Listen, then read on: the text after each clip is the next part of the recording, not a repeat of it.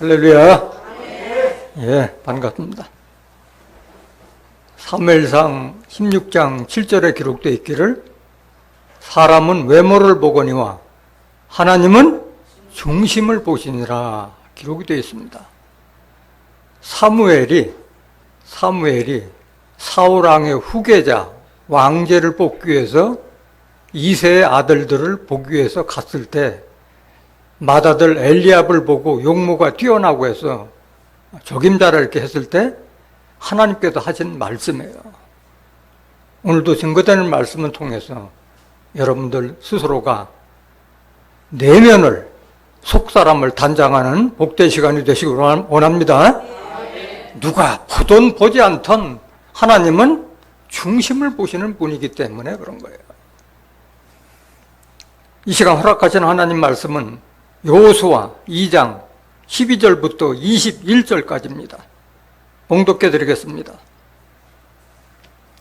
그러므로 청하노니 내가 너희를 선대하였은즉 너희도 내 아버지의 집을 선대하여 나의 부모와 남녀 형제와 무릇 그들에게 있는 모든 자를 살려주고 우리 생명을 죽는 데서 건져내기로 이제 여호와로 맹세하고 내게 진실한 표를 내라.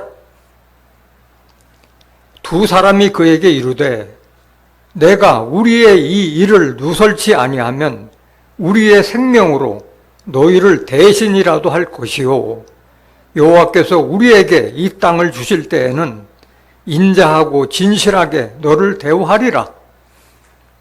라합이 그들을 창에서 줄로 달아 내리우니 그 집이 성벽 위에 있으므로 그가 성벽 위에 거하였음이라.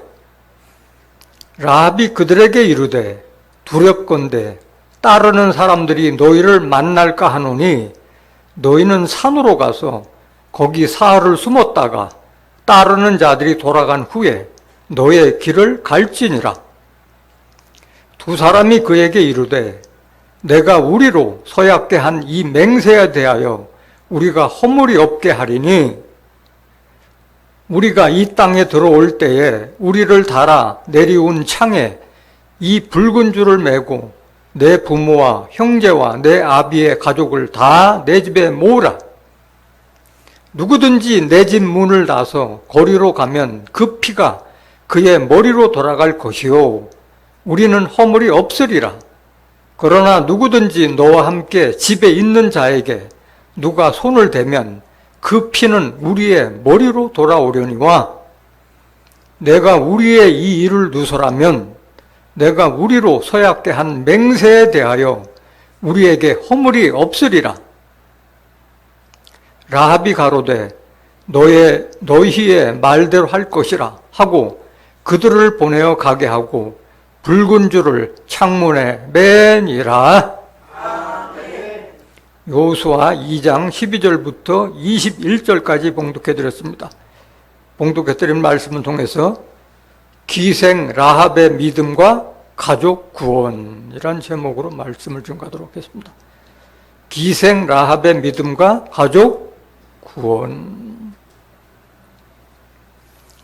기생하면은 세상 사람들이 많이 천대시하는데 옛날에 기생은 관기라고 해서 나라에서 세웠어요.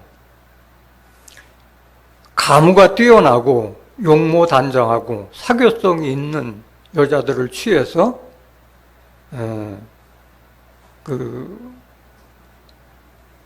기생을 하게 해서 그 기생집에는 나라 일을 보는 고관 대적들도 드나들고 외국의 사신들이나 이런 사람들이 드나들면서 기생집에 가면 모든 정보가 다 드러나요. 많은 정보를 들으니까. 그러니까 기생도 무식한 자가요? 아는 자가요? 지혜로운 자가 하는 거예요.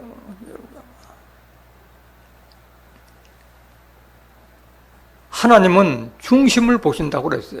사람은 천대시하지만은 하나님께서는 우리의 심장과 폐부를 감찰하시고 우리를 다 하감해 보시기 때문에 사람 시선은 의식할 필요가 없어요. 믿는 자는 하나님만을 바라보고 가야 할 줄로 믿습니다. 잠언서 16장 2절 한번 더 보실까요? 잠언서 16장 2절. 사람의 행위가 자기 보기에는 모두 깨끗하여도 여호와는 심령을 감찰하시니라. 우리의 내면까지도 다 감찰하시는 거예요. 하나님의 말씀은 살았고 운동력이 있어 우리의 영과 혼과 관절과 골수까지도 찔러 쪼개게까지 한다고 말씀하셨잖아요. 히브리서 4장 12절에. 그래서 우리가 믿음을 얘기할 때 기생 라합을 빼놓고는 믿음을 얘기할 수가 없어요.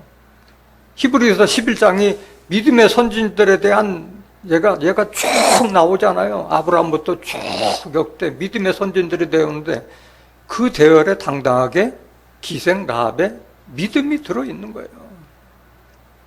또 믿음은 반드시 행함과 동반돼서 해야만이 그게 온전한 믿음이고, 행함이 없는 믿음은 영혼 없는 몸이 죽은 몸과 같이 행함이 없는 믿음은 죽은 것이라고 했을 때 그 행함의 본보기에도 아브라함과 같이 기생 라합을 빼놓고는 행함을 얘기할 수가 없는 거예요. 히브리서 11장 1절 보실까요? 믿음이 과연 도대체 뭐냐? 믿음은 바라는 것들의 실상이요 보지 못한 것들의 증거니. 라합은 바라는 거, 내 가족을 구원하겠다는 그 바람, 그것이 확실했기 때문에 죽음을 불사하고서도 정탐꾼들을 숨겨준 거예요. 보지 못하는 것들의 증거니, 다시 설명을 드리겠지만은 이스라엘 족속이 출애굽해서 여리고성 맞은편에 여리고성 가까이 있는 요단강 저편까지 이르기까지의 모든 과정에서 그들의 노정에 하나님께서 역사하고 계셨다는 것을 다른 사람은 보지 못했지만은 기생 라합은 그걸 보고, 다른 사람 보지 못한 것을 보고 믿었기 때문에 그런 위험을 무릅쓰고 정탐꾼들을 숨겨준 거예요. 31절 보실까요? 히브리서 11장 31절. 믿음으로 기생은 뭐로? 믿음으로 기생 라합은 정탐꾼을 평안히 영접하였으므로 순종치 아니한 자와 함께 멸망치 아니하였도다. 여리고성에 있는 모든 족속이 다 진멸당할 때 기생 라합과 그 가족만 구원받은 거예요. 야고보서 2장 18절 보세요. 믿음은 반드시 행함이 동반돼야만 그것이 진정한 믿음이요. 내가 뭘 안다? 그건 믿음이 아닌 거예요. 행했을 때 그게 믿음이 되는 거예요. 혹이 가로되 너는 믿음이 있고 나는 행함이 있으니 행함이 없는 내 믿음을 내게 보이라. 나는 행함으로 내 믿음을 내게 보이리라.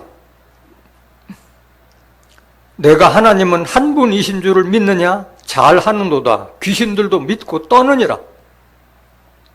아, 허탄한 사람아, 행함이 없는 믿음이 헛것인 줄 알고자 하느냐? 행함이 없으면 그것은, 그 믿음은 헛것이라는 거예요. 22절. 우리 조상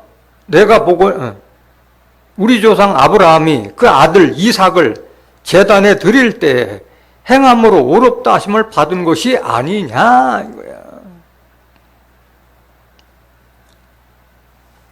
물론 아브라함은 하나님을 믿는 것을 의로 여겼다고 했지만은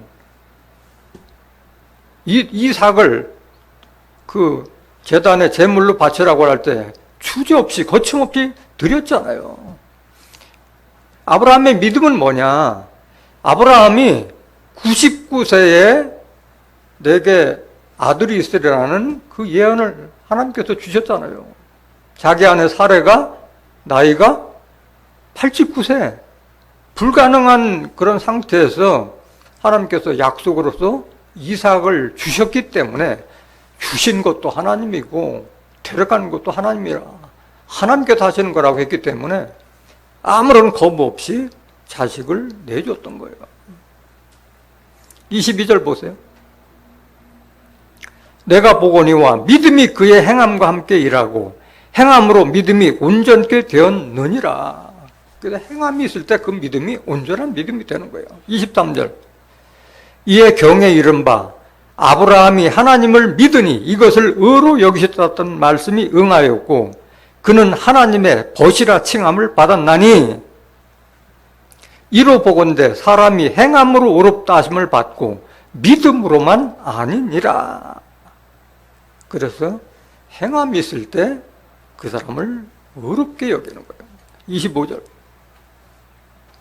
또 이와 같이 기생 라합이 사자를 접대하여 다른 길로 나가게 할 때에 행함으로 의롭다 하심을 받은 것이 아니냐.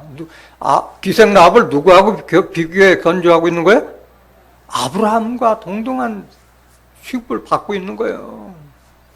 아브라함은 자식을 그렇게 내줬지만은 기생 라합은 자기가 역적으로 몰릴 수 있는 그 위험을 무릅쓰고 가족이 모두 몰살당할 수 있는 그 위험을 무릅쓰고 정탐꾼을 숨겨둔 거예요. 26절. 영혼 없는 몸이 죽은 것 같이 행함이 없는 믿음은 죽은 것이니라.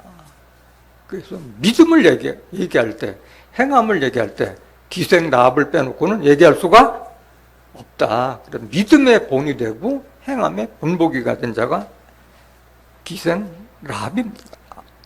오늘 본문 말씀 보십시오. 여호수아 2장 12절.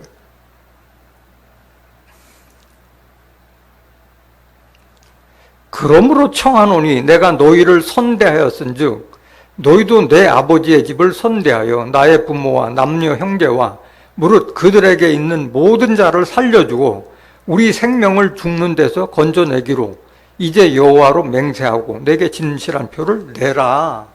오늘 본문을 여기부터 시작했는데 원래 여호수아 1장부터 해야 돼요. 너무 내용이 많기 때문에 처음부터 읽어드린 건 그래서 12절부터 본문을 잡은 거예요. 여기 앞 보면 그러므로가 있잖아요. 그러므로는 앞에 어떤 배경 설명이 있고 저기 소결론이나 결론을 얘기할 때 그러므로라는 말을 쓰잖아요. 1절부터 보시겠지만 여호수아 2장 1절.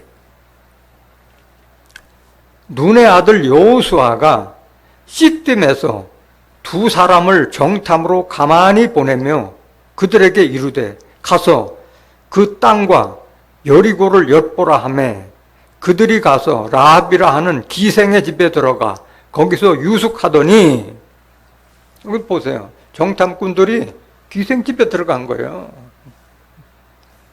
다 목적이 있는 거예요. 기생집에 가보면 사람들이 들락거리기 때문에 정보를 많이 듣기 때문에 기생집에 들어가는 거예요. 혹이 여리고 왕에게 고하여 가로되 보소서 이 밤에 이스라엘 자손 몇 사람이 땅을 탐지하러 이리로 들어왔나이다. 세상에 비밀이 있어요? 없어요? 다 보고 있어요. 나는 몰라도 그 행위의 일거수일투족을 다 보는 사람들이 있는 거예요. 어떤 혹이라는 건 어떤 사람이 여리고 왕에게 정탐꾼들이 기생집에 들어갔던 것을 알려준 거예요. 3절. 여리고 왕이 라합에게 기별하여 가로되 내게로 와서 내 집에 들어간 사람을 끌어내라. 그들은 이 온 땅을 탐지하러 왔느니라. 왕이 직접 기생에게 명령을 내리는데 기별이라고 하는 것은 왕이 다른 사람들을 보내서 그들에게 대신 전해주는 거예요. 그러니까 여리고 왕이 보낸 사자를 말하는 거예요. 그러니까 왕의 말을 대신 전달한 거예요. 니게로 와서 내 집에 들어간 사람들을 끌어내라. 그들은 이 온 땅을 탐지하러 왔느니라. 4절. 그 여인이 그 두 사람을 이미 숨긴지라. 가로되 과연 그 사람들이 내게 왔었으나 그들이 어디로서인지 나는 알지 못하였고 기생이 그 여리고 왕이 보낸 사자들 앞에서 시치미를 딱 뗀 거예요. 거짓말하고 있는 거예요. 그 두 사람이 이미 숨겨두었는데 숨겨두고 나서 뭐라고 하느냐. 그 사람들이 내게 왔었다. 그런데 그들이 어디로서인지 나는 알지 못하였고 누군지 자기는 몰랐다 얘기하고 5절. 그 사람들이 어두워 성문을 닫을 때쯤 되어 나갔으니 어디로 갔는지 알지 못하되 급히 따라가라. 그리하면 그들에게 미치를 하였으나 해가지고 그 여리고 왕이 보낸 사자들을 따돌림한 거예요. 따돌림. 거짓말해서. 6절. 실상은 그가 이미 그들을 이끌고 지붕에 올라가서 그 지붕에 벌려놓은 삼대에 숨겼더라. 삼대가 키가 크잖아요. 이렇게 세우는 거예요. 거기다 숨겼기 때문에 혹시 찾으러 와도 뒤져보기 전에는 알 수가 없기 때문에 숨겨놓네. 이렇게 거짓말을 한 거예요. 7절. 그 사람들은 요단길로 나루터까지 따라갔고 그 따르는 자들이 나가자 곧 성문을 닫았더라. 이 기생 라합이 한 행위는 정탐꾼에게는 죽을 수 있는 운명에서 살려준 은인이지만은 여리고 왕에게서는 뭐예요? 무슨 행위를 한 거예요? 역적이에요, 역적. 나라가 멸망할 그런 위기에서 정탐꾼들을 숨겨둔 역적이다. 자기만 역적으로 물릴 뿐만 아니라 가족까지도 멸하고 역적은 3족까지도 멸하고 했잖아요, 옛날에. 그런 위험을 무릅쓰고 왕도 기만하고 왕이 보낸 사자들도 기만했던 거예요. 기생이 왜 이렇게 그 역적으로 몰려서 죽을 수 있는 그런 위험까지 감수하면서 정탐꾼들을 숨겨준 그 이유가 어디에 있느냐. 8절 보세요. 8절. 두 사람이 눕기 전에 라합이 지붕에 올라가서 그들에게 이르러 말하되 여호와께서 이 땅을 너희에게 주신 줄을 내가 아노라. 여리고 땅을 너희에게 주신 줄을 내가 아노라. 누가 주신 거야? 하나님께서 하시는 거를 지금 기생 라합은 알고 있는 거예요. 하나님께서 이 여리고 땅을 너희에게 주신 줄을 내가 아노라. 그런 믿음을 가진 자였어요. 우리가 너희를 심히 두려워하고 이 땅 백성이 다 너희 앞에 간담이 녹나니. 이미 게임은 끝난 거예요. 싸우기도 전에 벌써 여리고 성에 있는 백성들을 다 간담이 다 녹아내렸다는 거예요. 왜 녹아내렸느냐? 왜?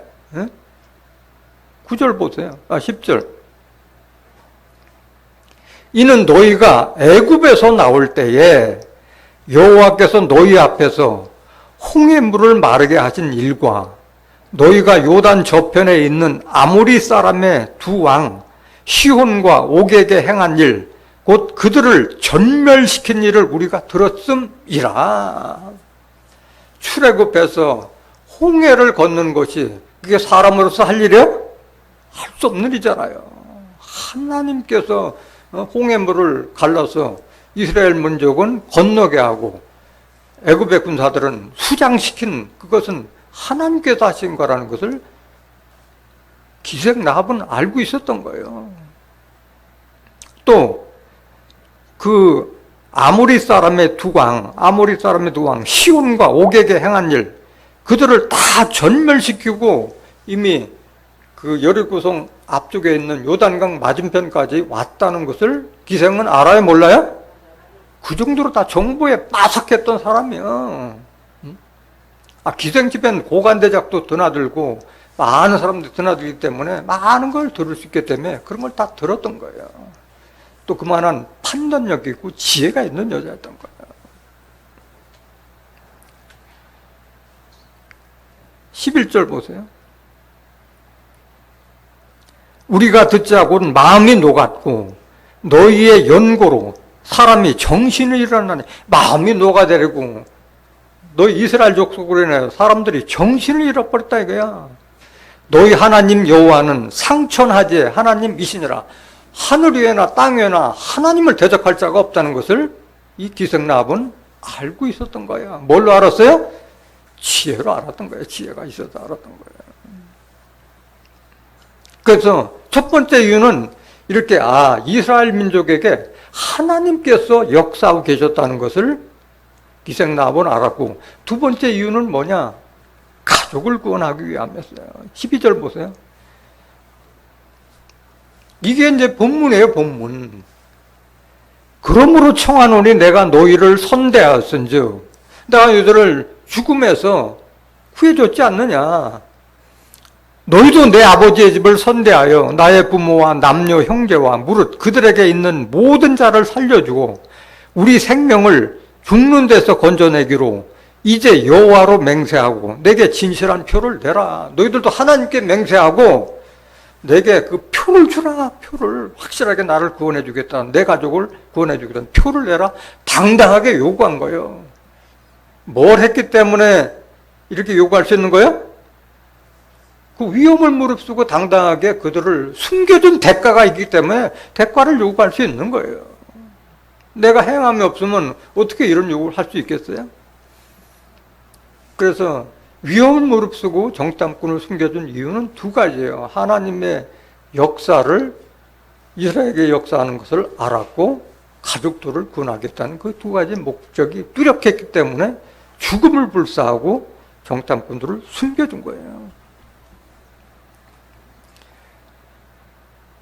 그 아모리의 두 왕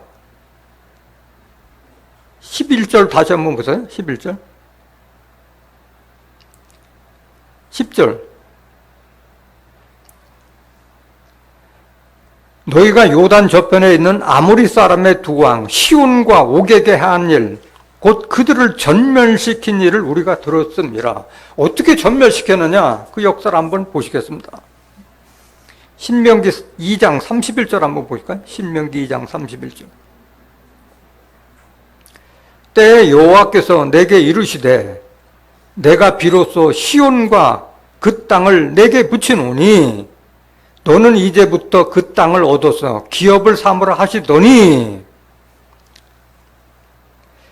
시온이 그 모든 백성을 거느리고 나와서 우리를 대적하여 야하스에서 싸울 때에 우리 하나님 여호와께서 그를 우리에게 붙이심에 우리가 그와 그 아들들과 그 모든 백성을 쳤고, 이게 중요한 거예요. 하나님께서 그 시온 왕을 그 이스라엘 민족에게 치도록 붙이셨다는 거예요. 그를 우리에게 붙이심에, 붙였다는 것은 하나님께서 도우시겠다는 게 그들을 치게 하기 위해서. 34절 그때 우리가 그 모든 성읍을 취하고 그 각 성읍을 그 남녀와 유아와 함께 하나도 남기지 아니하고 칭벌하였고 하나도 남기지 않고 그냥 싹 죽여버린 거예요. 싹 죽여버렸다는 거예요. 그런 거를 다 들었을 때 간담이 녹고 마음이 녹아내렸다고 말씀하셨잖아요. 35절 보세요. 오직 그 육축과 성읍에서 탈취한 것은 우리의 소유로 삼았으며 우리 하나님 여호와께서 그 모든 땅을 우리에게 붙이심으로 아로논 골짜기 가에 있는 아로엘과 골짜기 가운데 있는 성읍으로부터 길앗에까지 우리가 모든 높은 성읍을 취하지 못한 것이 하나도 없었으나 말씀하세요. 그러니까 하나님께서 역사하셨기 때문에 이게 가능한 거예요. 창세기 14장에 보면은 그 엘라만 그돌라 오멜하고 그 4개 연합국하고 소돔 고모라하고 연합한 5개국이 싸워서 전패했잖아요. 그때 아브라함 조카 롯이 붙들려 갔을 때 아브라함이 집에서 기른 318명을 데리고 가서 4개 연합국을 다 쳐부시고 그 포로로 붙잡혔던 롯과 모든 사람들 다 회수해도 데리고 오잖아요. 어떻게 그런 싸움이 가능한 거야? 하나님께서 아브라함에게 그 권세를 주셨기 때문에 어떻게 싸웠다는 내용은 없었지만은 그런 역사가 있었던 거예요. 또 사사기 7장에 보면은 기드온 300용사가 300명 가지고 미디안 군사 12만 명을 어떻게 하룻밤에 다 죽여버리느냐고. 자중질환이 일으켜가지고 그런 전쟁이 있게 했잖아요. 그래서 중요한 것은 하나님이 누구의 손을 잡아주느냐에 전쟁의 승패가 달렸다는 것을 깨달아야 할 줄 믿습니다. 전쟁의 승패는 뭐 군사의 강약, 무기의 강약에 있지 않고 하나님이 누구 편을 드시느냐에 따라서 결정되는 거예요. 또 아모리 사람 옥에게는 어떤 일을 행했느냐? 민수기 21장 31절 보세요. 민수기 21장 31절. 이스라엘이 아모리인의 땅에 거하였더니 모세가 또 보내어 야세를 정탐케 하고 그 촌락들을 취하고 그곳에 있던 아모리인을 몰아내었더라. 그러니까 지금 그 요단강 건너기까지는 모세가 역사했고 거기서 그 모세는 거기서 죽고 그 이유는 여호수아가 그 일을 받아서 그 여리고성을 정념한 거예요. 돌이켜 바산길로 돌아가며 바산왕 옥이 그 백성을 다 거느리고 나와서 그들을 맞아 에드레이에서 싸우려 하는지라. 여호와께서 모세에게 이르시되 그를 두려워 말라. 내가 그와 그 백성과 그 땅을 내 손에 붙였나니. 하나님께서 다 역사하시는 거예요. 너는 헤스본에 거하던 아모리인의 왕 시온에게 행한 것 같이, 앞에 시온에 행한 건 다 읽어드렸잖아요. 그에게도 행할지라. 시온과 옥에게 똑같게 행하도록 하나님께서 역사하신 거예요. 35절. 이에 그와 그 아들들과 그 백성을 다 쳐서 한 사람도 남기지 아니하고 그 땅을 점령하였더라.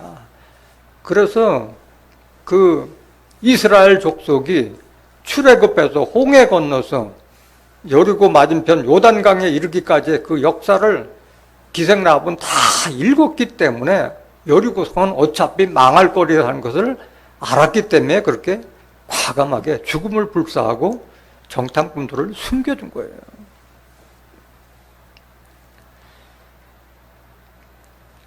그 한 사람의 지혜로운 자로 말미암아서 가족도 구원할 수 있는 거예요. 사도행전 16장 31절에 보면은 주 예수를 믿으라. 그리하면 내 집이 구원을 얻으리라. 이건 어디서 나온 말이냐? 사도 바울이 전도 여행을 하다가 옥에 갇혔어요. 그때 갑자기 지진이 나서 옥에 무너져가지고 죄수들이 다 탈출하는데 그 옥을 지키던 옥졸들이 큰일 났을 거 아니야? 죄수들이 다 도망간 줄 알았는데 도망가지 않았어요. 내가 여기 있노라 그러니까 그 옥졸들이 감복을 해서 우리가 어떻게 해야 구원을 얻으리까 했을 때 사도 바울이 한 말이에요. 주 예수를 믿으라. 그러면 내 집이 구원을 얻으리라. 여러분들 한 사람이 지혜로운 자로 말미암아 가족의 구원을 이룰 수 있고 여러분 한 사람이 공의롭게 하면서 성읍을 구할 수 있는 거예요.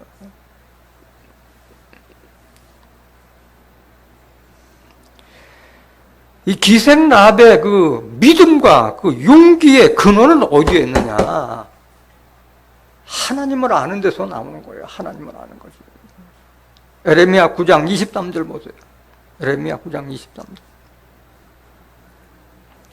여호와께서 이같이 말씀하시되 지혜로운 자는 그 지혜를 자랑치 말라. 용사는 그 용맹을 자랑치 말라. 부자는 그 부함을 자랑치 말라. 세상 지혜와 세상의 용맹 또 부함을 자랑치 말라 이거야. 하나님 앞에서 하지 말라 이거야. 24절.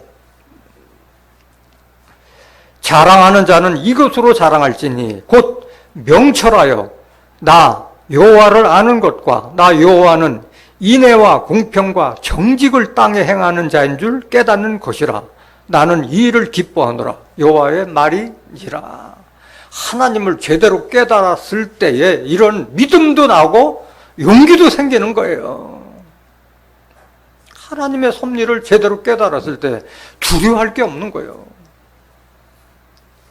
마태복음 10장 28절에 기록되어 있기를 몸은 죽여도 영혼을 죽이지 못하는 사람들을 두려워하지 말고 몸과 영혼을 능히 지옥에 멸하시는 하나님을 두려워하라고 말씀하신 거예요. 죽이고 사는 일이 누구에게 달려있어요? 하나님께 달렸어요. 사무엘상 2장 6절 보세요.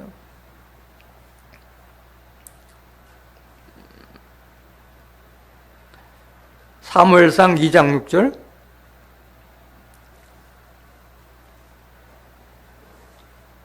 여호와는 죽이기도 하시고 살리기도 하시며 음부에 내리게도 하시고 올리기도 하시는 도다.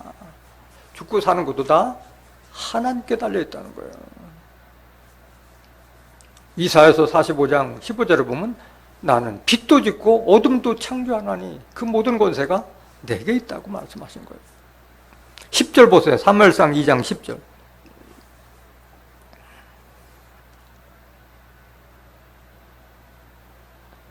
여호와를 대적하는 자는 산산이 깨어질 것이라. 이것을 기생라합은 알고 있었던 거예요. 대적하면 산산이 깨어질 것이라. 하늘 우레로 그들을 치시리로다. 여호와께서 땅 끝까지 심판을 베푸시고 자기 왕에게 힘을 주시며 자기의 기름 부음을 받은 자의 뿔을 높이시로다 하니라. 그래서 이스라엘 민족을 이끌었던 모세와 여호수아에게 그런 권세를 줬기 때문에 대적할 자가 없다는 것을 기생라합은 알았기 때문에 그런 죽음을 불사한 모험을 했던 거예요. 죽기를 각오하면은 사는 거예요. 죽기를 각오하면. 에스더 4장 16절 한번 보실까요? 당신은 가서 수산에 있는 유다인을 다 모으고 나를 위하여 금식하되 밤낮 3일을 먹지도 말고 마시지도 마소서. 나도 나의 시녀로 더불어 이렇게 금식한 후에 규례를 어기고 왕에게 나가리니 죽으면 죽으리다. 그 하만의 모략에 의해서 그 유다 족속이 물살당할 그런 위험에 있을 때에 그 에스더가 왕의 허락 없이 왕궁에 나가면은 죽어요. 허락 없이 내가 죽을 각오하고 그 하만의 계교를 알리기 위해서 왕을 만나러 가는데 내가 죽으면 죽으리라. 죽음을 불사하고 나갔을 때 왕이 그물을 내밀어서 죽이지 않고 에스더의 말을 듣고 나서 하만을 장대에 매달아서 죽게 했잖아요. 죽으면 죽으리다. 예수님께서도 말씀하셨어요. 마태복음 10장 39절 보세요. 마태복음 10장 39절.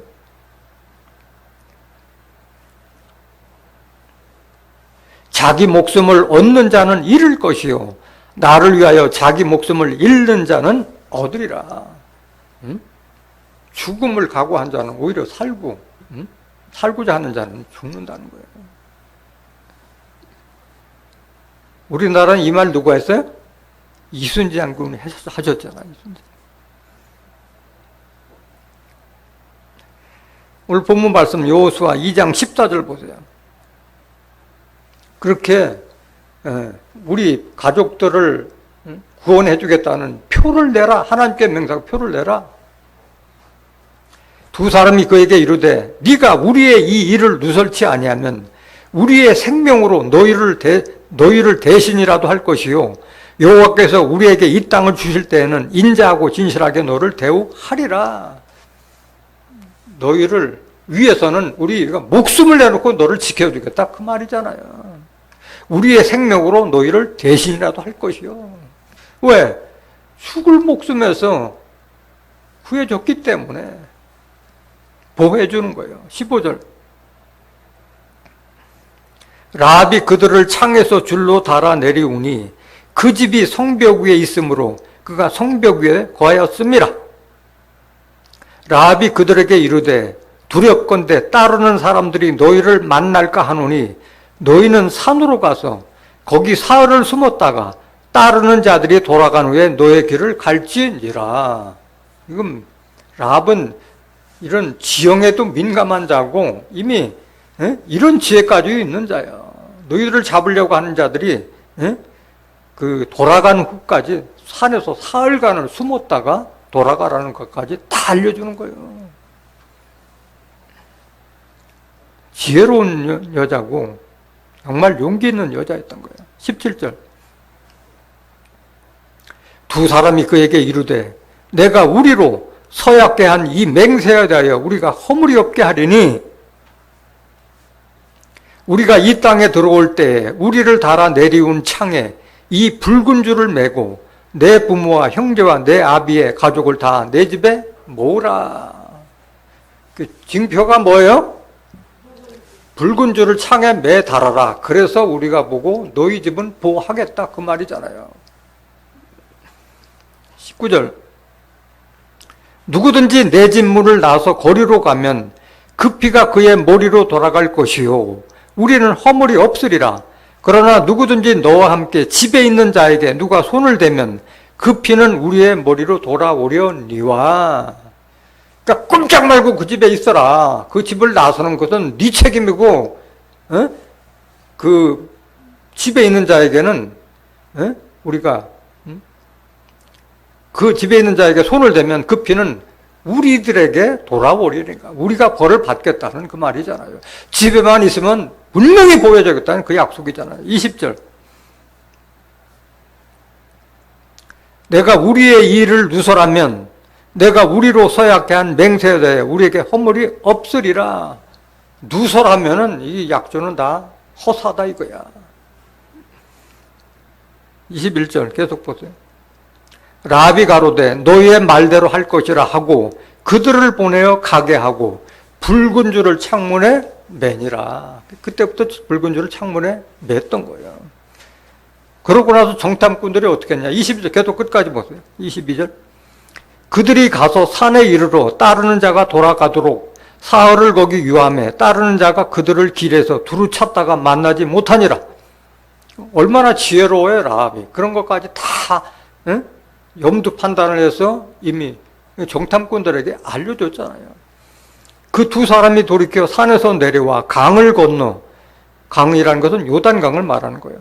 눈의 아들 여호수아에게 나와서 그 당한 모든 일을 고하고 기생 라합을 만났던 얘기하고 기생 라합을 통해서 여리고 족속들이 우리 이스라엘 민족이 출애굽에서 나온 그 사건을 두고 간담이 녹아내렸다는 것까지 다 고한 거예요. 그러니까 전쟁은 하나마나 승패는 이미 뻔한 거를 다 알려준 거예요. 그들은 우리의 밥이라 하는 얘기를 다 알려준 거예요. 24절 또 여호수아에게 이르되 진실로 여호와께서 그 온 땅을 우리 손에 붙이셨으므로 그 땅의 모든 거민이 우리 앞에서 간담이 녹더이다. 그걸 다 알려준 거예요. 여호수아에게. 그래서 이 붉은 줄을 매달은 것이 어떻게 구원을 얻었느냐. 여호수아 6장 17절 보세요.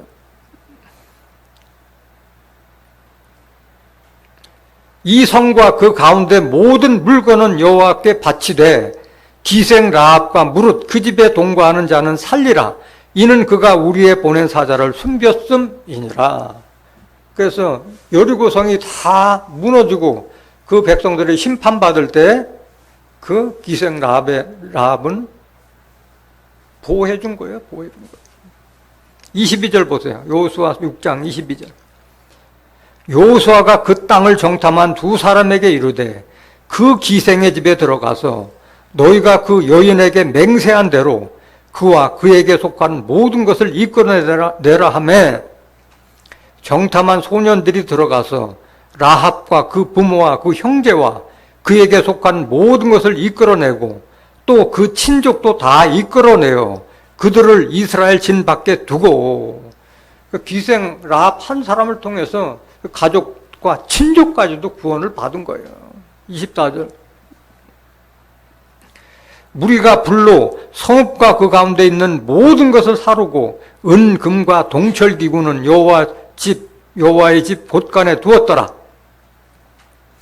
여호수아가 기생 라합과 그 아비의 가족과 그에게 속한 모든 것을 살렸으므로 그가 오늘날까지 이스라엘 중에 거하였으니 이는 여호수아가 여리고를 탐지하려고 보낸 사자를 숨겼음이었더라. 그래서 그 죽음을 불사한 그런 믿음과 용기로 가족을 구원한 줄로 믿습니다. 그래서 기생 라합은 믿음의 본보기가 되고 행함의 본보기가 되었다고 말씀하셨어요. 중요한 것은 우리가 이 말씀을 듣고 있지만은 아는 게 중요한 게 아니라 행하는 것이 그만큼 중요하다는 거예요. 야고보서 1장 22절 한번 보실까요? 야고보서 1장 22절. 네가 보거니와 믿음이 그의 행함과 함께 일하고. 야고보서 1장 22절. 야고보서 1장 22절. 너희는 도를 행하는 자가 되고 듣기만 하여 자신을 속이는 자가 되지 말라. 누구든지 도를 듣고 행하지 아니하면 그는 거울로 자기의 생긴 얼굴을 보는 사람과 같으니 제 자신을 보고 가서 그 모양이 어떠한 것을 곧 잊어버리거니와 자유하게 하는 온전한 율법을 들여다보고 있는 자는 듣고 잊어버리는 자가 아니요 뭐 하는 자니? 실행하는 자니 이 사람이 그 행하는 일에 복을 받으리라. 성경을 율법으로 했잖아요. 성경은 구약도 율법, 그 다음에 모세 십계명도 율법, 성경 전체도 율법이라고 했잖아요. 율법을 온전하게 들여다보는 자는 자유한다고 그랬잖아요. 요한복음 8장 30절에 너희가 진리를 알지니 진리가 너희를 자유케 하리라. 진리가 뭐예요? 요한일서 5장 7절 증거하는 성령이시니 성령은 진리라. 진리가 하나님 말씀이요. 요한복음 17장 17절에 저희를 진리로 거룩하게 하옵소서. 아버지의 말씀은 진리이다. 하나님의 말씀, 성경 말씀을 제대로 아는 자는 자유하는 거예요. 자유하는 거예요. 기생 라합처럼 그럼 죽음 앞에서도 용기 있게 행할 수가 있는 거예요. 그래서 믿음은 로마서 10장 11절 보세요. 그러므로 믿음은 들음에서 나며 들음은 그리스도의 말씀으로 말미암았느니라. 여러분들 믿음 하는데 교회 오래 나온다고 해서 믿음이 생겨요? 아니요. 믿음은 예수님께서 하신 그 말씀을 통해서 또 성경에 기록된 말씀을 통해서 하나님을 알고 예수님을 알고 하나님의 뜻과 섭리를 알았을 때에 그게 믿음인 거예요. 오늘 본문 말씀을 통해서 기생 라합이 왜 믿음의 본보기가 되고 행함이 본보기가 되었다는 것을 말씀을 통해 알았기 때문에 그걸 통해서 우리가 본받고 따라가면 그게 믿음이 되는 거예요. 그게 진실한 믿음이 되는 거예요.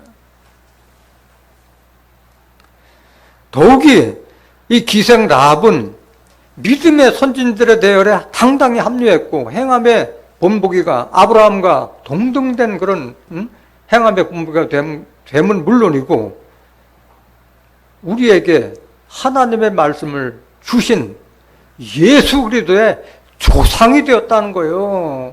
예수님의 할머니가 된 거예요. 기생 라합은. 예수님의 족보에 여자가 5명이 등장하는데 그 중에 한 사람이에요. 기생 라합은.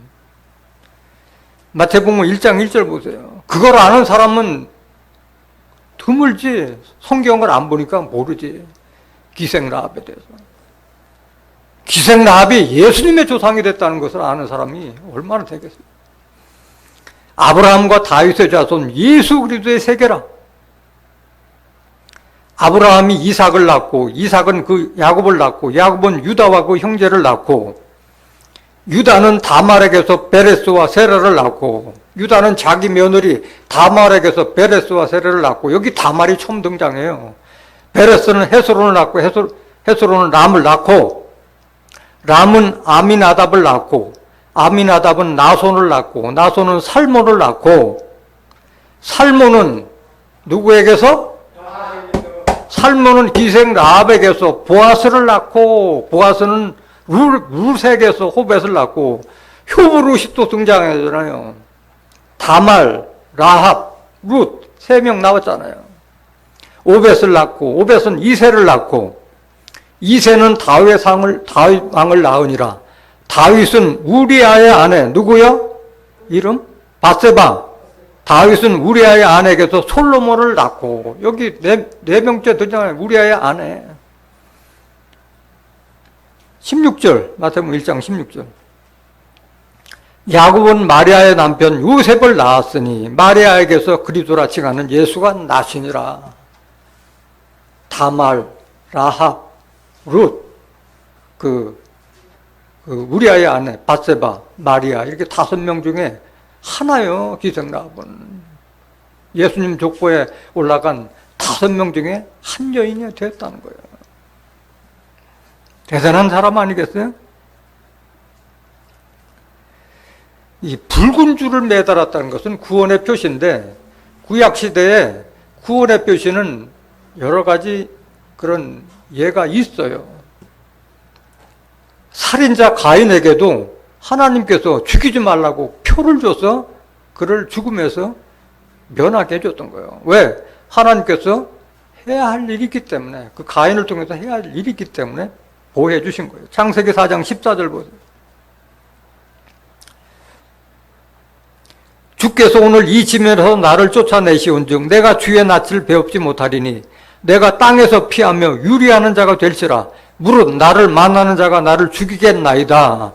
지금 가인이 아벨을 죽이고 나서 그 하나님께 고백하는 장면이에요. 이 장면이 15절. 여호와께서 그에게 이르시되 그렇지 않다. 가인을 죽이는 자는 벌을 7배나 받으리라 하시고 가인에게 뭘 주사? 표를 주사 만나는 누구에게든지 죽임을 면케 하시니라. 그래서 살인자 가인도 하나님께서 표를 줘서 보호해 주셨어요. 왜? 하나님을 믿는 자와 믿지 않는 자를 구별짓기 위해서 가인을 그렇게 죽지 않도록 보호해 주신 거예요. 또 이스라엘 족속이 출애굽하기 전에 그 마지막 재앙인 장자들을 심판하는 그 재앙에서 양을 잡아서 그 피를 임방과 물설주에 다른 그 집은 여호와의 사자가 넘어갔다 해서 유월절이 됐잖아요. 양 피를 임방과 문설주에 발라서 죽음에서 모면했던 거예요. 출애굽기 12장 5절 보세요.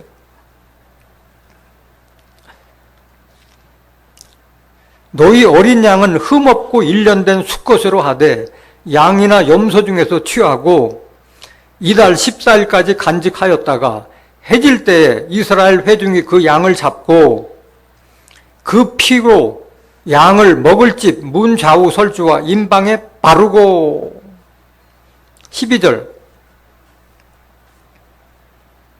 내가 그 밤에 애굽 땅에 두루 다니며 사람과 짐승을 물어나고 애굽 나라 가운데 처음 난 것을 다 치고 애굽의 모든 신에게 벌을 내리리라. 나는 여호와로라. 내가 애굽 땅을 칠 때 그 피가 너희의 거하는 집에 있어서 너희를 위하여 표적이 될지라. 내가 피를 볼 때 너희를 넘어가리니 재앙이 너희에게 내려 멸하지 아니하리라. 그 양피를 보고 다 죽음의 사자가 피해간 거예요. 23절.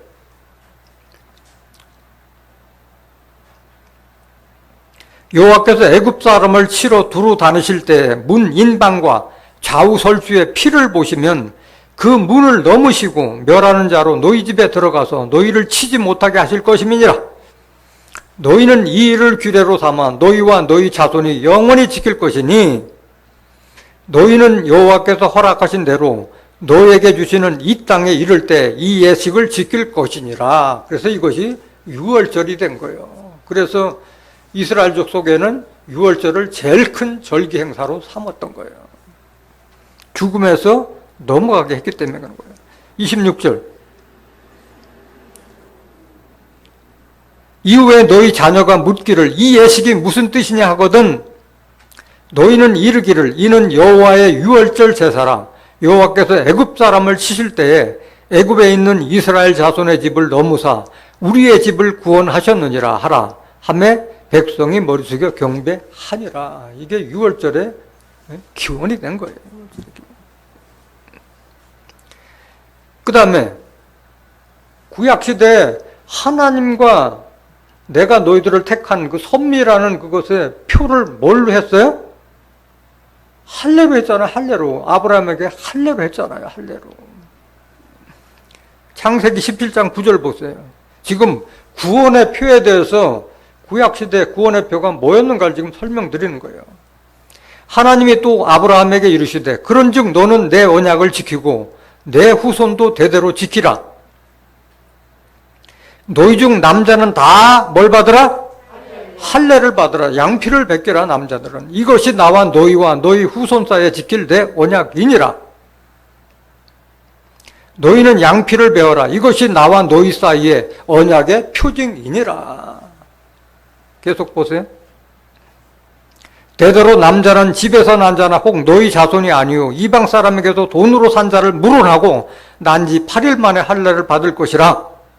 너희 집에서 난 자든지 너희 돈으로 산 자든지 할례를 받아야 하리니 이에 내 언약이 너희 살에 있어 영원한 언약이 되니와 할례를 받지 않은 남자 곧 그 양피를 베지 않은 자는 백성 중에서 끊어지리니 그가 내 언약을 배반하였음이니라. 이게 하나님이 택한 선민들과의 약속이었던 거예요. 24절 창세기 17장 24절. 아브라함이 그 양피를 벤 때는 몇 세? 99세 때 양피를 벤 거예요. 할례를 초월한 거예요. 25절. 그 아들 이스마엘의 양피를 벤 때는 13세이었더라. 당일에 아브라함과 그 아들 이스마엘이 할례를 받았고 그 집의 모든 남자고 집에서 생장한 자와 돈으로 이방 사람에게서 사온 자가 다 그와 함께 할례를 받았더라. 할례가 그 당시에는 하나의 하나님께서 인정한 그런 인침의 표가 됐던 거예요. 그 할례 의식을 계속 이스라엘 족속은 지켜왔기 때문에 요단강 앞에서 여리고성을 점령할 때도 전쟁을 일으키기 전에 벌써 광야에서 40년 동안 할례를 못했기 때문에 전쟁을 앞두고 거기서 다시 여호수아가 이스라엘 족속 중에서 광야에서 난 자를 다 할례를 한 다음에 전쟁에 임하는 거예요. 여호수아 5장 1절부터 그만큼 할례를 중요하게 생각했던 거예요. 여호수아 5장 1절. 요단 서편의 아모리 사람의 모든 왕과 해변의 가나안 사람의 모든 왕이 여호와께서 요단물을 이스라엘 자손들 앞에서 말리시고 우리를 건네셨음을 듣고 마음이 녹았고 이스라엘 자손들의 연고로 정신을 잃었더라. 여기도 똑같은 말이 나오잖아요. 2절. 그때에 여호와께서 여호수아에게 이르시되 너는 부싯돌로 칼을 만들어 이스라엘 자손들에게 다시 할례를 행하라 하시매 여호수아가 부싯돌로 칼을 만들어 할례산에서 이스라엘 자손들에게 할례를 행하니라. 여호수아가 할례를 시행한 까닭은 이것이니 애굽에서 나온 모든 백성 중 남자 곧 모든 군사는 애굽에서 나온 후 광야 노중에서 죽었는데, 그러니까 출애굽했던 장정만 60만 명은 다 광야에서 다 죽었어요. 여호수아 갈렙에는 다 죽고 광야에서 난 자들, 새로 태어난 자들만 할례한 거예요. 5절. 그 나온 백성은 다 할례를 받았으나 오직 애굽에서 나온 후 광야 노중에서 난 자는 할례를 받지 못하였습니다.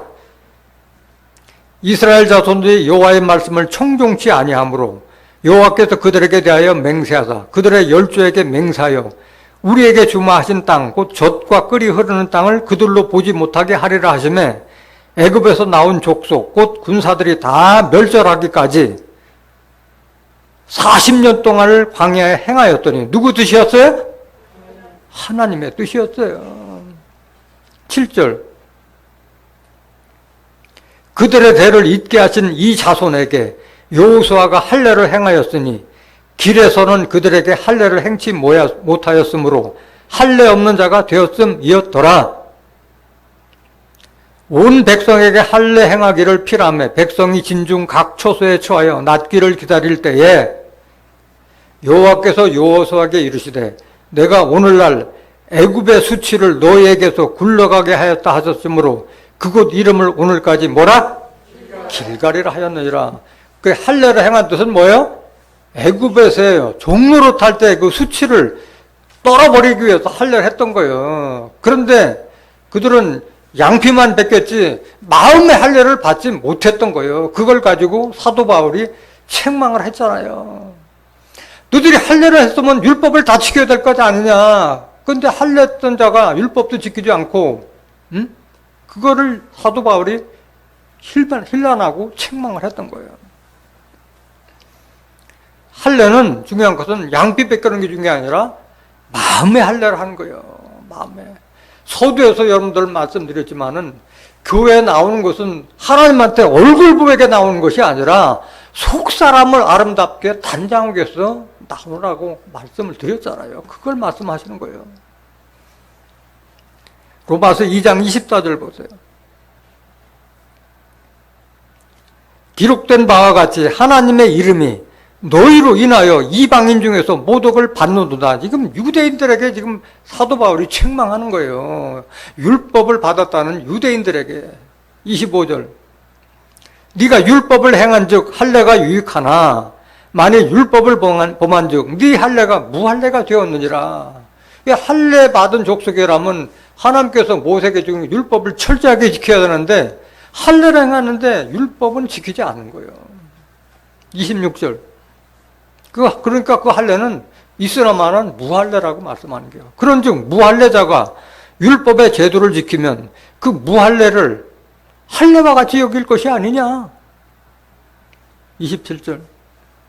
또한 본래 무할례자가 율법을 온전히 지키면 의문과 할례를 가지고 율법을 범하는 너를 판단치 않겠느냐.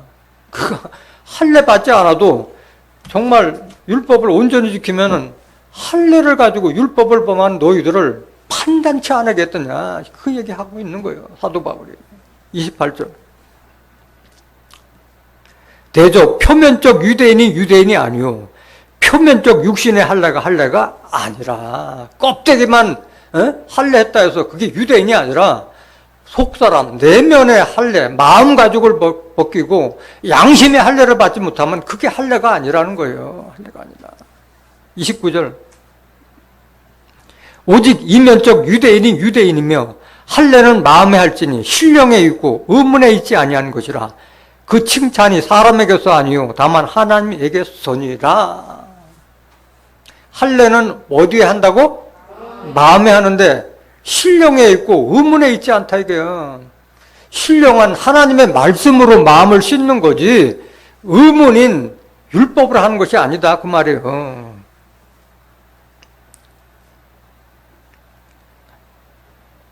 고린도전서 2장 13 신령이 뭐냐? 신령이 하나님의 말씀 성령으로 하라는 거예요.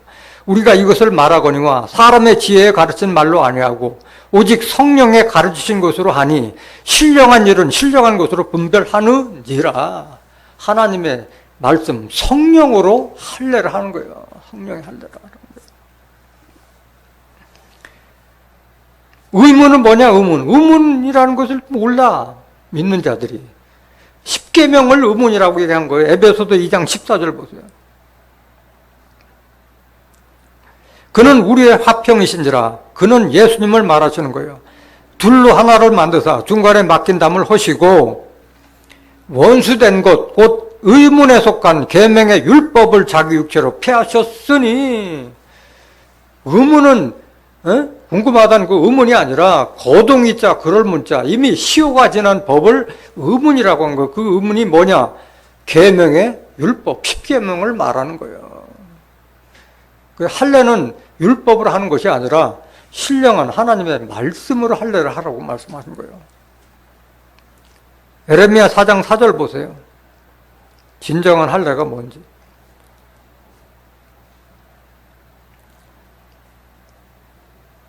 유다인과 예루살렘 거민들아 너희는 스스로 할례를 행하여 너희 마음 가죽을 메고 나 여호와께 속하라. 그렇지 아니하면 너희 행악을 인하여 나의 분노가 불같이 말하여 사르니 그것을 끌 자가 없으리라.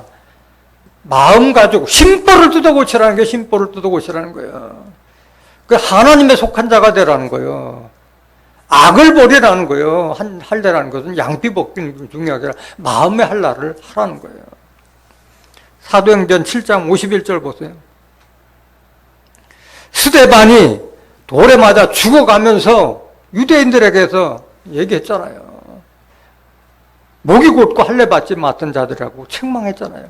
목이 곧고 마음과 귀의 할례를 받지 못한 사람들아, 유대인들아, 니들. 예?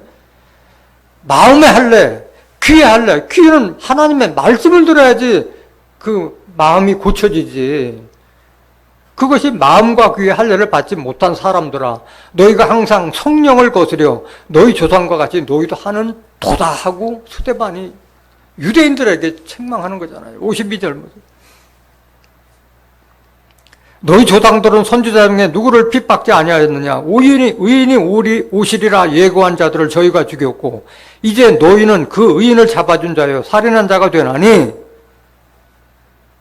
너희가 천사에 전한 율법을 받고도 지키지 아니하였도다 하니라. 율법을 지키지 않는 너희가 할례 받았다고 하는 것을 책망하고 있는 거예요.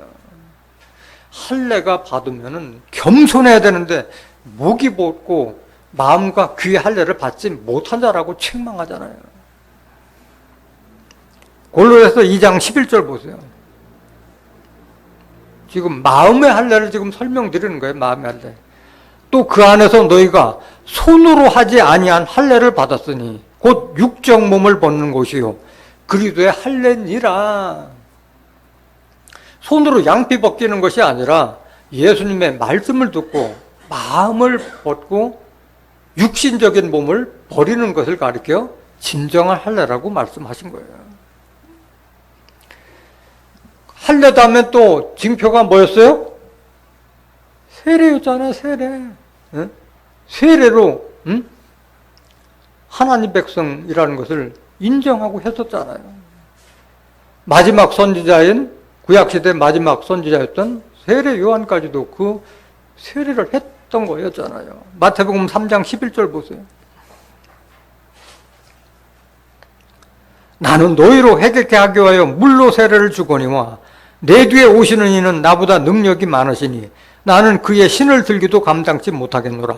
그는 성령과 물로 너에게 세례를 주실 것이요. 그러니까 할례가 세례로 바뀌어서 했는데 세례 요한에 했던 것은 회개케 하기 위한 물로 세례를 줬는데 내 뒤에 오는 분 예수님이 오시면은 성령과 불로 너에게 세례를 주실 것이요. 그럼 예수님 오시면은 물 세례는 더 이상 할 필요가 있어요? 없어요? 없음에도 불구하고 오늘날까지도 그 세례를 하고 있잖아요. 물 세례를. 회개케 하는 세례를. 성령과 불로 세례를 준다는 것은 성령은 요한일서 5장 7절에 증거하는 성령인데 성령은 진리의 말씀으로 세례를 하는 거고 히브리서 12장 29절에 보면은 하나님은 소멸하는 불이시면 하나님의 말씀은 우리의 잘못된 행위도 다 소멸해버리는 그런 능력을 말씀하시는 거잖아요.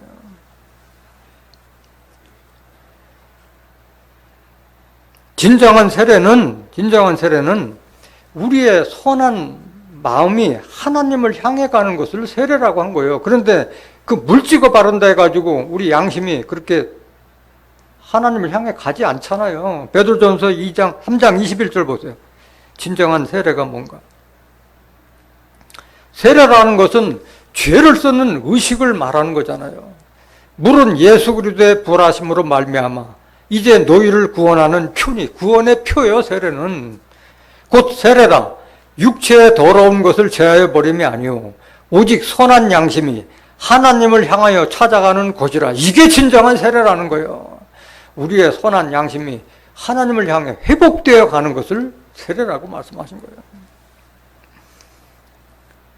근데 오늘날 이 물 세례를 계속 할 뿐만이 아니라 예수님과 함께 우리가 세례 받음으로써 죄에서 해방됐다고 분명히 성경에 사도 바울이 증거하였는데 아직도 죄인이라고 하고 물 세례를 계속 하고 있는 이런 자들은 진정한 마음의 세례를 받지 못한 자들인 거예요. 로마서 6장 3절 보세요. 무릇 그리스도 예수와 합하여 세례를 받은 우리는 받으냐? 예수 그리스도와 함께 세례를 받은 우리는 그의 죽으심과 합하여 세례 받은 줄을 알지 못하느냐? 왜 이걸 알지 못하느냐? 소경 귀머거리 아니냐 이거야. 4절 그러므로 우리가 그의 죽으심과 합하여 세례를 받음으로 그와 함께 장사되었나니 이는 아버지의 영광으로 말미암아 그리스도를 죽은 자 가운데서 살리심과 같이 우리로 또한 새 생명 가운데서 행하게 하려 함이니라. 만일 우리가 그의 죽으심을 본받아 연합한 자가 되었으면 또한 그의 부활을 본받아 연합한 자가 되리라. 우리가 알거니와 우리 옛사람이 예수와 함께 십자가에 못 박힌 것은 죄의 몸이 멸하여 다시는 우리가 죄에게 동로로 타지 아니하려 함이니. 죄인이요 죄인 아니요? 죄인이 아니잖아요. 죄에서 해방시켰잖아요. 7절 이는 죽은 자가 죄에서 벗어나 의롭다 하심을 얻었음이니라. 깨달아야 할 줄 믿습니다. 로마서 8장 1절 2절에도 그리스도 예수 안에 있는 자는 정죄함이 없나니 이는 그리스도 예수 안에 있는 생명의 성령의 법이 죄와 사망의 법인 율법에서 우리를 해방하였습니다 했잖아요. 해방. 근데 왜 죄인이라고 하고 있느냐 이거야. 성경 알지 못하기 때문에 믿음이 헛것인 거예요. 헛믿음이 되는 거예요. 갈라디아서 3장 27절 이 예수님과 함께 우리가 세례 받았다는 것을 아는 자만이 그리스도로 옷 입을 수 있는 거예요. 누구든지 그리스도와 합하여 세례를 받은 자는 그리스도로 옷 입었느니라. 그리스도로 옷 입으라는 거예요. 겉옷이 아니라 호지 않고 통으로 짠 그 예수님의 속옷, 창세기부터 계시록까지 하나님의 섭리의 말씀을 깨달은 그 하나님의 말씀으로 천신갑주하라는 그 말씀이잖아요. 로마서 13장 12절 보세요. 밤이 깊고 낮이 가까웠으니 그러므로 우리가 어둠의 일을 벗고 빛의 갑옷을 입자. 낮에와 같이 단정히 행하고 방탕과 술 취하지 말며 음란과 호색하지 말며 쟁투와 시기하지 말고 오직 주 예수 그리스도로 옷 입고 정욕을 위하여 육신의 일을 도모하지 말라. 이게 그리스도로 옷 입는 거예요. 육신의 일을 모든 걸 버리고 성령을 쫓아 행하는 그런 자가 바로 그리스도로 옷 입은 자라는 거예요. 그래서 그 물찍어 바르는 세례는 다 버리라고 했는데도 말씀을 알지 못하니까 아직도 그걸 버리지 못하고 있는 거예요. 하나님께서 허락하셨을 때 그걸 버릴 수 있다고 말씀하셨어요. 히브리서 6장 1절 보세요.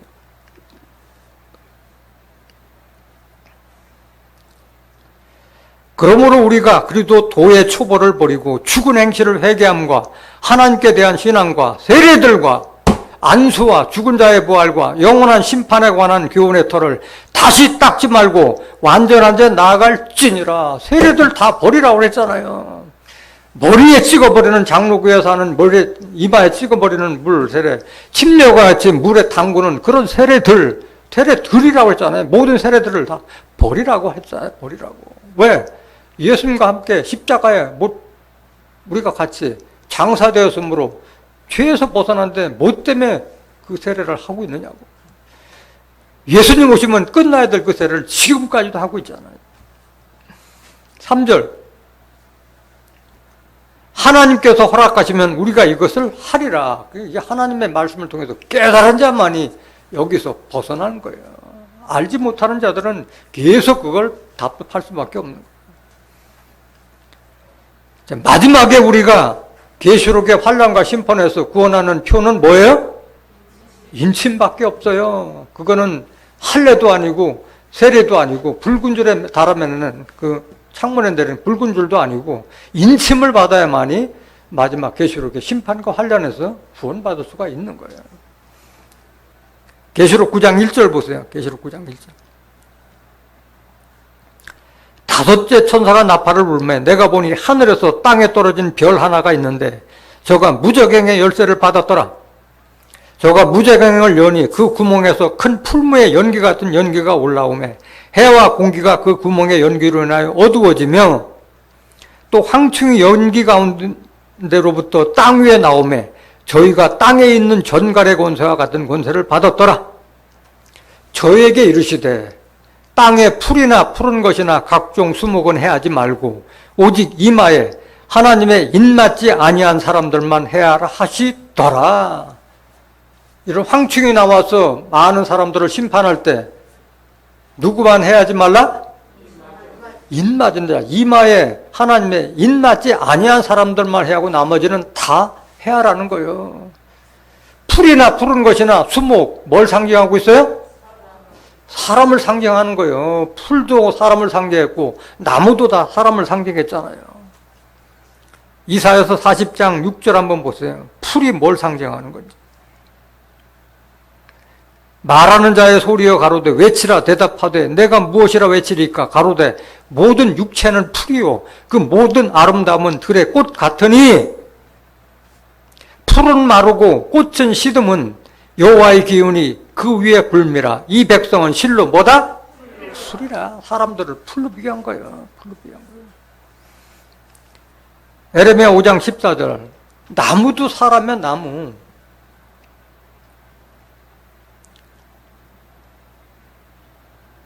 그러면 만군의 여호와 하나님 여호와가 이같이 말하노라. 그들의 이 말을 하였은즉 볼지어다 내가 내 입에 있는 나의 말로 불이 되게 하고 이 백성으로 뭐가 되게 하리니? 나무가 되게 하니 그 불이 그들을 사르리라. 그래서 계시록의 심판과 환란 때는 하나님의 입맞지 않은 자들은 다 심판을 받게 되는 거예요. 인을 받는데 어떻게 받아야 되느냐? 요한복음 3장 32절 보세요. 그가 그 보고 들은 것을 증거하되 그의 증거를 받는 이가 없도다. 이 그의 증거를 받는 이는 하나님을 참되시다 하여 인쳤느니라. 예수님께서 하나님의 말씀을 증거했을 때 그 말씀이 옳다 인정했을 때 하나님을 참되시다 해서 하나님께서 인정한다는 그 말이에요. 요한복음 6장 27절에도 너희는 썩는 양식을 위해서 일하지 말고 영생하는 양식을 위하여 일하라.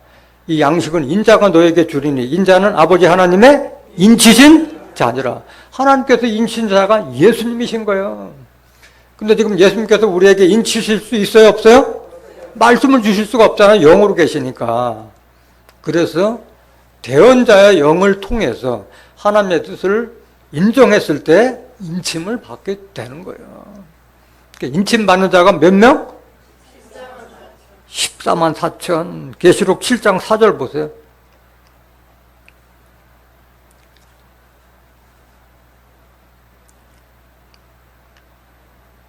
내가 인맞은 자의 수를 들으니 이스라엘 자손의 각 지파 중에서 인맞은 자들이 14만 4천이니 인맞은 자 14만 4천이 결국은 계시록 14장 1절부터 5절에 기록된 사람 가운데 첫 열매로 남겨지는 사람들인 거예요.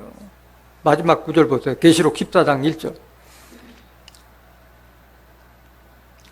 또 내가 보니 보라 어린 양이 시온산에 섰고 그와 함께 14만 4천이 섰는데 그 이마에 어린 양의 이름과 그 아버지의 이름을 쓴 것이 있도다. 14만 4천이 여기에 등장하잖아요. 시온산 어린 양과 함께한 14만 4천인 그 이마에 어린 양의 이름과 그 아버지의 이름을 쓴 것이 있도다. 이마에 뭘 써요?